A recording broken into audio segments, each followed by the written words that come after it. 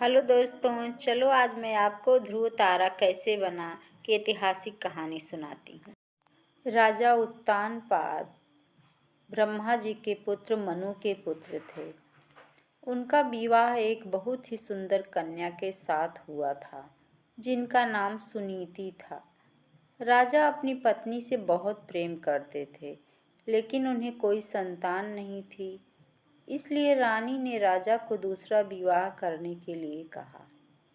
राजा अपनी पत्नी से बहुत प्रेम करते थे, इसलिए उन्होंने मना कर दिया और कहा कि दूसरी पत्नी के आने से तुम्हारा स्थान कम हो जाएगा। जिस पर सुनीति ने कहा, मुझे आप पर पूरा विश्वास है, ऐसा नहीं होगा। राजा को सुनीति की हट माननी पड़ी और उन्होंने दूसरा विवाह कर लिया। उनकी दूसरी पत्नी का नाम सुरुचि था। विवाह के बाद जब सुरुचि महल आई, तब उसे राजा की पहली पत्नी के बारे में पता चला। यह जानने के बाद सुरुचि ने उत्तानपाद से कहा, जब तक आपकी पहली पत्नी वन प्रस्थान नहीं करेगी, वो महल में प्रवेश नहीं करेगी। यह सुनकर सुनीति स्वयं ही राजमहल त्याग कर वन में रहने चली गई। कुछ समय बाद राजा शिकार के लिए वन में जाते हैं और घायल हो जाते हैं। यह बात जब सुनीति को पता चलती है तो राजा को अपनी कुटिया में लाकर उनका उपचार करती हैं। राजा कई दिनों तक अपनी पहली पत्नी के साथ रहते हैं। उस दौरान सुनीति गर्भवती हो जाती हैं और उन्हें पुत्र रत्न की प्राप्ति होती है, जिनका नाम ध्रुव रखा जाता है, जिसके बारे में राजा को ज्ञात नहीं रहता। कुछ दिनों बाद राजा अपने महल चले जाते हैं।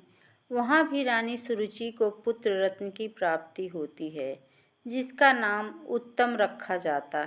कुछ समय बाद राजा उत्तानपाद को ध्रुव के बारे में पता चलता है। वो रानी सुनीति को महल में आने का आग्रह करते हैं, लेकिन वह नहीं आती। ध्रुव को कभी कभी महल भेज दिया करती। यह सब देख रानी सुरुचि को ध्रुव से घृणा होने लगी। एक दिन ध्रुव अपने पिता उत्तानपाद की गोद में बैठता है। यह देख रानी सुरुचि को क्रोध आ जाता है और वो उसे धक्का देकर अपशब्द कहती हैं और उसे छोड़ी हुई स्त्री का पुत्र कहकर अपमानित करती। नन्हा ध्रुव कुटिया में आकर माँ को पूरा घटनाक्रम सुनाता है। तब माता सुनीति उसे समझाती हैं, बेटा, अगर कोई बुरा कहे तो उसके बदले में उसे बुरा मत कहो, इससे तुम्हें ही हानि होगी। अगर तुम अपने पिता की गोद में सहसम्मान बैठना चाहते हो तो भगवान विष्णु की उपासना करो। वो जगत के पिता हैं, अगर बैठना है तो उनकी गोद में बैठो। बालक ध्रुव के मन में यह बात बैठ जाती है और वह यही भाव लिए यमुना तट पर नहाने जाता है। वहाँ उसकी मनोदशा जानकर नारद मुनि आते हैं और वो ध्रुव को भगवान की भक्ति की विधि बताते हैं, जिसे जानने के बाद ध्रुव कठोर तपस्या में लीन हो जाता है। कई महीनों तक खड़े होकर तपस्या करता है। कभी जल में तपस्या करता है तो कभी एक पैर की उंगली पर खड़े रहकर निरंतर ओम नमो भगवते वासुदेवाय का जाप पूरे ब्रह्मांड में गूंजने लगता है। नन्हे से बालक की इस घोर तपस्या को देखकर भगवान उसे दर्शन देते हैं। बालक ध्रुव भाव विभोर हो उठता है और कहता है, मुझे माता पिता की गोद में बैठने नहीं देती। मेरी माँ कहती हैं कि आप इस सृष्टि के पिता हैं, अतः मुझे आपकी गोद में बैठना है।